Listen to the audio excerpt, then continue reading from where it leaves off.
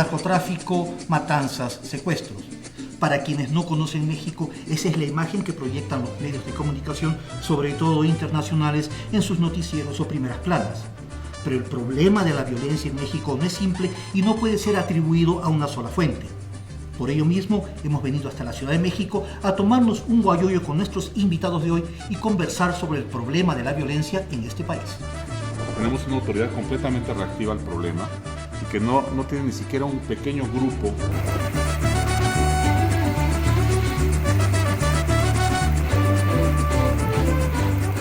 que esté proactivamente siguiendo, en base a ciertos criterios, una estrategia para reducir los focos de violencia que tenemos en México. Yo puedo asegurar que la violencia en las zonas que están bajo el control de los grupos paramilitares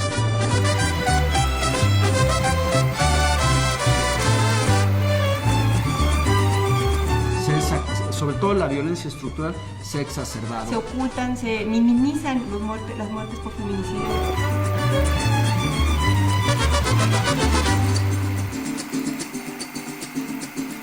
De las mujeres, pero sin duda está habiendo cada vez más casos de violencia hacia las mujeres.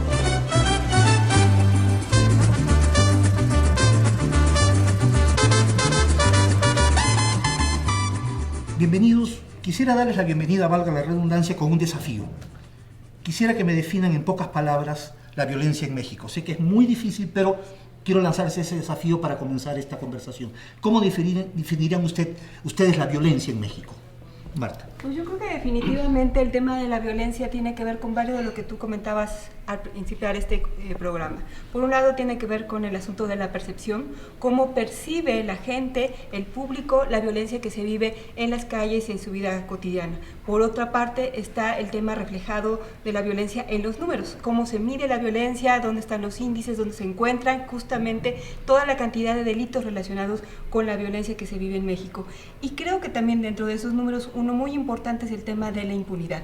¿Cuántos de sus delitos están realmente siendo castigados y sancionados para que no se repitan? Entonces yo creo que la violencia en ese sentido se puede definir sin duda como una situación que estamos viviendo diariamente, que la gente vive y convive con la violencia en diferentes comunidades del país y que no solamente tiene que ver con esa violencia relacionada con el narcotráfico, aunque últimamente en México solamente se habla de ese tipo de violencia.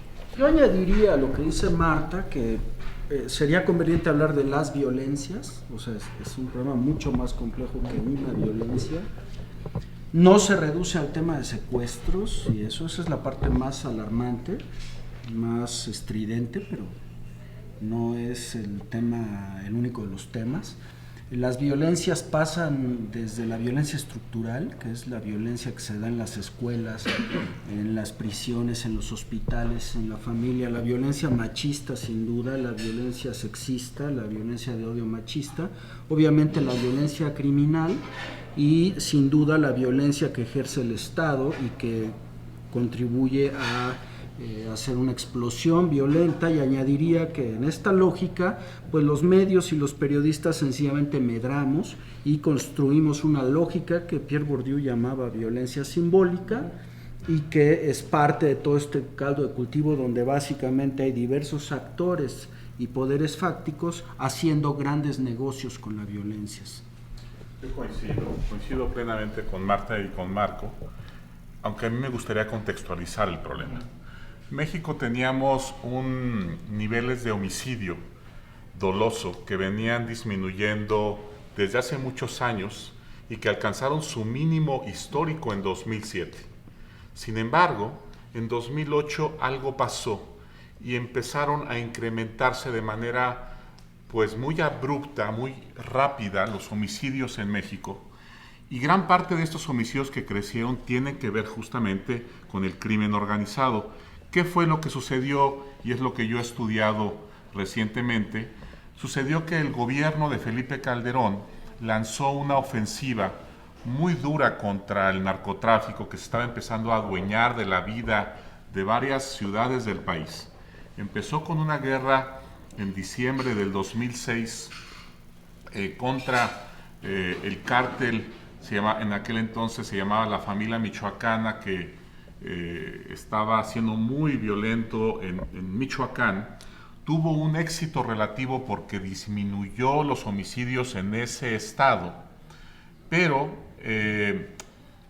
esto fue en 2006, justamente por este éxito inicial lanzó muchos otros operativos en otras ciudades y empezamos a tener un repunte de la violencia en 2008, en mayo justamente, que fue cuando se dividió un cártel, que es quizás el más importante en México, que es el cártel de Sinaloa o cártel del Pacífico, y empezó a librarse una guerra entre el cártel de Sinaloa contra los Beltrán Leiva, que era una facción de este último, y el cártel de Juárez, en Ciudad Juárez, en la frontera de México con Estados Unidos, y simultáneamente se prendieron los focos de alarma en Durango, en el norte de Sinaloa, donde se llevó esta guerra de manera simultánea, y ahí empezó, a mediados de 2008, este incremento de la violencia que se exacerbó en 2010 con la división del cártel del Golfo entre los Zetas y el cártel del Golfo. Entonces, hay un componente muy importante de este incremento de la violencia que tiene que ver con la guerra entre las organizaciones que se dedican, sobre todo en ese momento, a la exportación de drogas a Estados Unidos. Ahora, es un punto interesante que pones en la mesa, Eduardo. La impresión que uno puede sacar a partir de lo que acabas de decir es que realmente un gran porcentaje de la violencia en México es la guerra interna entre los carteles de la droga. Por consiguiente, no es un problema que necesariamente implica al resto de la sociedad, sino es una guerra interna, una guerra civil, si se quiere, entre los carteles. ¿Se puede aceptar esta como una definición de uno de los elementos de la violencia en México? Yo no estaría tan de acuerdo en eso. Yo creo que sin duda sí una parte, la más visible de la violencia en México tiene que ver con esta guerra entre el narcotráfico y sin duda con una fallida estrategia del Estado que detonó esta violencia, los homicidios dolosos, la guerra, ¿no? Encontrar ajusticiados por diferentes partes del país, que incluso en esa parte del sexenio pues había un conteo prácticamente diario de cuántos muertos aparecían.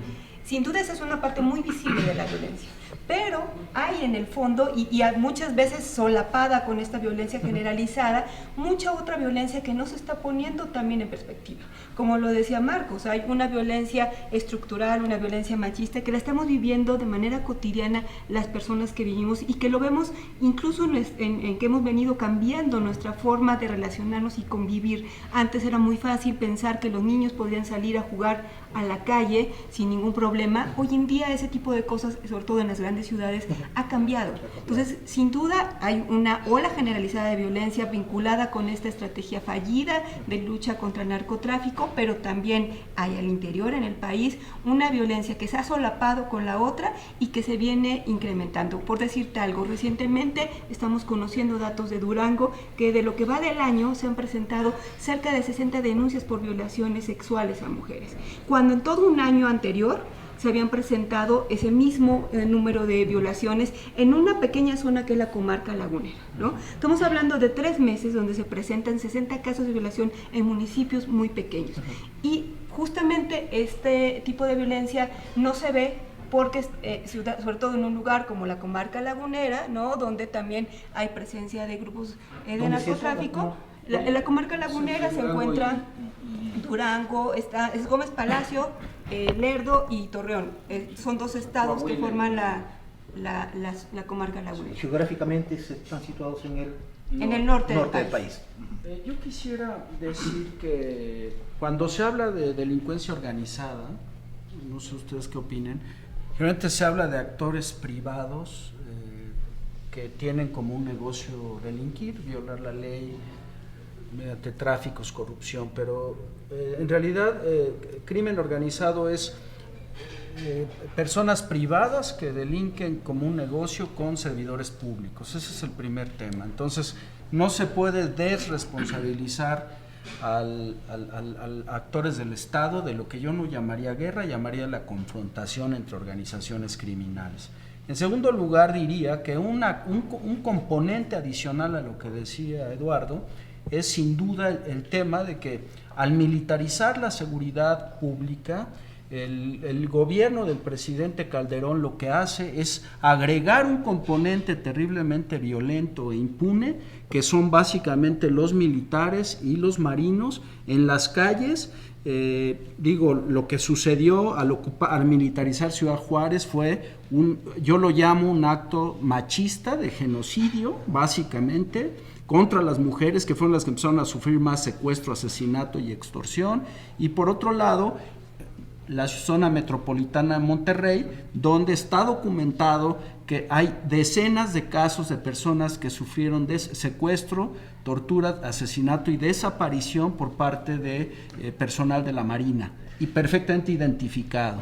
Antes de volver al tema de la violencia sexual, que es sumamente importante, Marta, yo quisiera un poco mantenerme en el tema de la violencia del narcotráfico. El narcotráfico es una actividad ilegal que se basa en el principio de la oferta y la demanda, y mientras existe un mercado para las drogas, va a haber narcotráfico. ¿Ustedes consideran que de alguna manera es atribuible entonces a la violencia del narcotráfico, no los otros aspectos de violencia, el hecho de que los mercados para las drogas no han sido reducidos o atacados por los gobiernos de esos países y que por consiguiente de alguna manera hay cierta responsabilidad en los países de esos mercados por la violencia interna entre los grupos de narcotraficantes?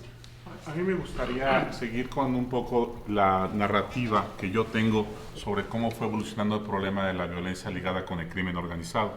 En 2008, decía yo, tenemos el salto y después un salto que se exacerba en 2010. El gobierno lo que hace es lanzar una ofensiva, como decía Marco, con un componente militar muy importante.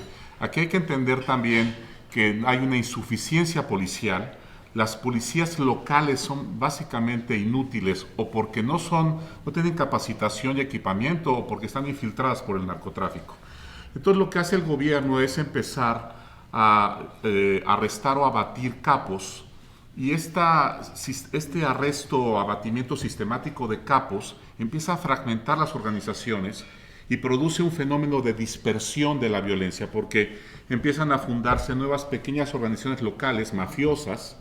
Y entonces, además del componente de narcotráfico a gran escala, empezamos a tener un problema nuevo que no teníamos en México, de esta mafia local que se dedica sobre todo a la extorsión, al secuestro y en algunas zonas al tráfico de personas, a la trata también de personas y a la extracción ilegal de combustible. O sea, ¿qué sucede aquí? Cuando hay una gran explosión, cuando empieza este contexto de caos a empezarse a extender por todas partes, muchos otros delitos empiezan a prosperar. El robo bancario, el robo de vehículos, justamente el problema de trata, muchos problemas también de violencia contra minorías, porque el gobierno nos decía a nosotros, al público, que esa violencia iba a terminar, iba a finalizar, que se estaban básicamente matando entre los malos, y nosotros no lo creímos. Pero si no interviene el gobierno y congela o, digamos, contiene ese problema, el problema se expande. Y fue lo que sucedió en México. Por eso tenemos ahora pues muchísimos problemas como los que señalaba Marta, que realmente no los teníamos hace 20 años. México iba bien, México iba disminuyendo sus tasas de homicidio, pero una mala estrategia en un gobierno no solamente dio al traste con lo que habíamos logrado, sino que nos puso en una lógica de incremento de las violencias, que inició con la violencia del narcotráfico y que empezó y que fue propicia para hacer prosperar muchos otros tipos de violencia. Ahora, cabe pensar por la respuesta que me das, Eduardo, es que efectivamente no se puede solamente atribuir entonces al narcotráfico, sino a la diversificación de las actividades de los carteles. A mí me parece que es muy importante entender que el narcotráfico es uno de los giros de negocios del crimen organizado que hoy funciona por economías de escala, es decir, no es único. Y es rentable. Pues sí, y además no solo es rentable, sino es oportunista en sentido empresarial, es decir, se mueve, entra nichos de mercado, piratería, extorsión, secuestro, asesinato por cuenta de terceros, tráfico de drogas. Entonces hay que entenderlo como redes, insisto, que no serían posibles sin la articulación de servidores públicos. Un gran problema, estaba yo revisando un recientísimo análisis publicado por el Wilson Center, donde asocia claramente al tema de las tasas de homicidios en México el tema de el esparcimiento de las violencias como una suerte de epidemia o virus, ¿no? Por zonas localizadas que se van extendiendo debido a la impunidad. El tema de la educación como un mecanismo de contención, el tema de la exclusión social y la pobreza. O sea, es un tema bastante complejo que deriva en una lógica de violencia generalizada donde el común es la corrupción pública, la impunidad y yo digo que el Estado genera en estas circunstancias incentivos para ejercer violencias. Y además yo creo que ante el Estado ha demostrado la incapacidad de atender este tipo de violencias y a consecuencia de ello tenemos entonces en diferentes partes del país al pueblo organizándose en lo que se llaman las autodefensas, porque también, no ha habido la capacidad del gobierno ante esta serie de violencia exacerbada que viven en varias comunidades y pueblos, donde incluso también parte del negocio de los grupos que se dedican a esto es vender seguridad a cambio de extorsionar a la gente, ¿no? Entonces ellos se tuvieron que armar para defenderse de eso, porque creo que el principal error es que el Estado sigue sin cumplir con su razón fundamental, que es garantizar la seguridad de su ciudadanía. Antes de pasar al tema de las autodefensas, que me parece es un fenómeno relativamente nuevo pero bastante interesante, tú hablabas de la violencia contra la mujer. ¿Cabe pensar que se sabe de este tipo de violencia no porque haya más ahora, sino porque se denuncia más ahora y que ese tipo de violencia siempre existió en la sociedad mexicana, la violencia contra la mujer? Yo creo que son las dos cosas. Se conoce más ahora, se ha habido más sensibilidad sobre el tema, ha habido mayor legislación sobre el asunto, pero también se ha incrementado la violencia y sobre todo esta violencia feminicida, la violencia que tiene que ver con la muerte de mujeres en diferentes partes del país, ya no solamente ligadas a la zona fronteriza, Ciudad Juárez. México se conoció también como un lugar donde asesinaban mujeres en la frontera norte. Bueno, desafortunadamente ese fenómeno no solamente es en esa parte del país, sino que se ha venido extendiendo en todo el país y que creo que esta violencia sí se está incrementando, pero también se solapa sobre los demás datos de los homicidios dolosos, se ocultan, se minimizan las muertes por feminicidio de las mujeres, pero sin duda está habiendo cada vez más casos de violencia hacia las mujeres. Ahora, vayamos al tema de las autodefensas, que me parece interesante. Evidentemente las autodefensas surgen como resultado de la frustración de sectores sociales que ven que el gobierno no los está protegiendo, evidentemente. Y el gobierno de Peña Nieto parece que tiene la tendencia de legalizarlas o de alguna manera institucionalizarlas. ¿Esto es bueno o es peligroso? Bueno, mi opinión es que las autodefensas surgen en primer lugar por un desplazamiento de esta violencia criminal hacia las zonas rurales. El fenómeno del homicidio, de la extorsión, del secuestro, empieza a moverse a zonas rurales y quienes empiezan justamente a movilizarse y a organizar las autodefensas son empresarios agrícolas y ganaderos que se ven completamente vulnerables y abandonados por la autoridad estatal y que tienen capacidades, tienen dinero para empezar a organizar gente. Entonces, en el caso de Michoacán, empiezan a tener mucho éxito en el sentido de que empiezan a desplazar al crimen organizado de varias comunidades y empiezan a tomar comunidades. Y justamente cuando van a entrar al lugar más inhóspito, en donde está completamente colonizado por los templarios, es cuando el gobierno federal... Exacto, los caballeros templarios es el cártel, digamos, ahorita dominante en Michoacán. Cuando están a punto de entrar ya, digamos, engolosinados con sus triunfos en el estado de Michoacán, quieren entrar a Apatzingán, que es como la guarida, digamos, básica, el reducto más importante de los templarios, es cuando interviene el gobierno federal y les dice, hasta aquí. Van a seguir, vamos a acompañarnos, el gobierno va a acompañarlos a ustedes en esto, no van a entrar ahorita a Apatzingán, va a entrar la Armada y el Ejército, porque ahí sí quizás hubiera sido una masacre de autodefensas, dada la potencia que tienen los templarios ahí. Pienso que no hay fenómenos sociales en estado puro. Yo estoy convencido, a partir de mi trabajo como reportero, que eso es lo que soy, de que los grupos paramilitares, no estoy seguro de que sea acertado llamarles autodefensas, pero vamos a llamarles autodefensas porque ese es el cliché mediático. Los grupos paramilitares, este tipo de grupos paramilitares surgen de una defensa legítima de intereses o de comunidades, pero también surgen a partir de una oportunidad de segmentos del crimen organizado y se hace una mezcolanza. Ahora, vamos a la pregunta original que tú hacías.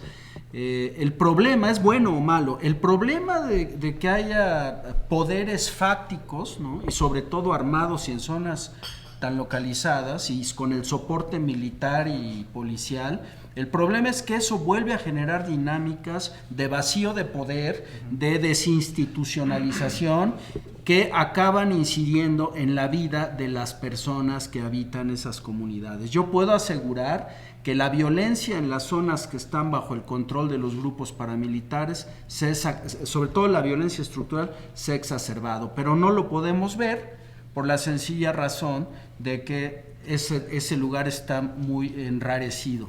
Cuando bajen las aguas, si es que bajan, vamos a ver que sencillamente hay un recambio de grupos armados hegemónicos y una fragilidad mayor del Estado. Que cabe pensar además, quisiera preguntarte, Marta, que en el caso de las autodefensas se crea una especie de élite armada que tiene una ventaja con respecto al resto de la sociedad que no está armada, y que eso puede generar un fenómeno peligroso de ventaja con respecto al resto de la población. Así es, yo creo que sin duda, no sé si coinciden conmigo ellos, pero el problema de la supuesta institucionalización de estas autodefensas, en el caso particular de Michoacán, que es donde ya las han hasta uniformado, ¿no? No creo que venga a resolver realmente el problema de lo que se ha estado viviendo en Michoacán, y hay que decirlo, no de ahorita, no solamente a raíz de que formalmente en el 2008 Calderón declaró la guerra contra el narcotráfico y fue donde inició esta estrategia en ese gobierno de Calderón. No creo que solamente se resuelva de esa manera, o como dice Marco, incluso puede venir a implementar, a generar mayor violencia, justamente porque al final de cuentas sigue habiendo una comunidad indefensa, sin las armas, o sea, queda la ciudadanía en general sujeta nuevamente a otro grupo armado y totalmente. Entonces podemos seguir generando violencia, y hay una serie de condiciones estructurales que son las que se siguen sin atacar por parte del Estado, y que son las que se tendrían que estar trabajando, y que desafortunadamente también a más de un año y medio de este nuevo gobierno no vemos claro cuál es esa estrategia real para hacer los cambios estructurales que se requieren en el tema de la seguridad. Lo único que hemos visto o que se ha anunciado es que va a haber también un grupo importante de gente capacitada desde el ámbito militar, ¿no? Que van a ser la gendarmería, y que son los que van a venir a garantizar la seguridad de la ciudadanía. Simple y sencillamente han sido anuncios, pero no hay una estrategia clara de cómo se van a atacar los problemas estructurales que atañen a la violencia en México. Perfecto. Tú mencionaste al principio de tu intervención, Marco, el papel de los medios de comunicación en esto, y estamos terminando ya el programa, de manera que les agradecer que seamos lo más breves posible. ¿Cuál es la responsabilidad que existe en los medios de comunicación en exacerbar de alguna manera la violencia o las violencias que mencionaste tú en tu intervención, Marco? ¿Cuál es su papel o su culpa o responsabilidad? Sí, en México tenemos un sistema de medios centralizado. Es un sistema de medios donde se propician los monopolios privados, y eso hace que se impongan determinadas visiones de la realidad sobre otras, y esas visiones no siempre o casi nunca están asociadas al interés público. Finalmente digo que la industria de las noticias, que es una industria vigorosa en virtud de ese sistema monopólico, es una industria que funciona sin estándares deontológicos, sin ingenierías editoriales para informar. No hay mecanismos aterrizados legales para que los periodistas y los medios nos ciñamos a la ley, y finalmente tenemos una sociedad apática que muchas veces ve las tragedias personales como una lógica de entretenimiento. Muy brevemente, Eduardo. ¿Tú estás de acuerdo con lo que dice Marco en términos del papel que juegan los medios de comunicación en estas violencias de la que hemos hablado en este programa. Sí, aunque yo rápidamente me gustaría primero retomar lo que dijo Marta sobre lo de la estrategia, que es completamente cierto.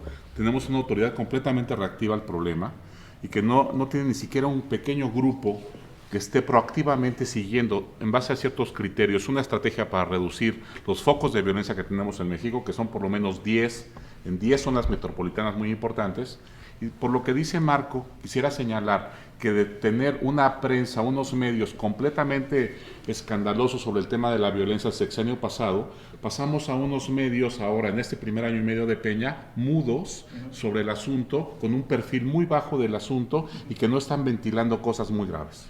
Marta, quisiera que hicieras darte la conclusión final de este programa. Coincido Muy totalmente brevemente. en este tema de los medios. Los medios actúan por consigna, solamente dan una visión de la realidad. Si hace falta sacar una nota de las autodefensas, la sacan, si no, no la sacan y pretenden darnos una visión de la realidad. Sin embargo, vuelvo al principio. También hay una percepción generalizada de que la violencia, a pesar de que se oculte, no se diga, la estamos viviendo de manera cotidiana y no solamente es un tipo de violencia, sino son varias violencias que de manera estructural vivimos las y los mexicanos. Como dijimos al comienzo de este programa, la violencia en México, o las violencias, como hemos hablado aquí en Guayoyo, es un problema muy complejo y no puede ser solucionado de una forma sencilla. Pero es el papel de la sociedad y de las autoridades ver la forma de que ésta no ahogue al país. Los invito a nuestra próxima edición de Guayoyo. Hasta la próxima.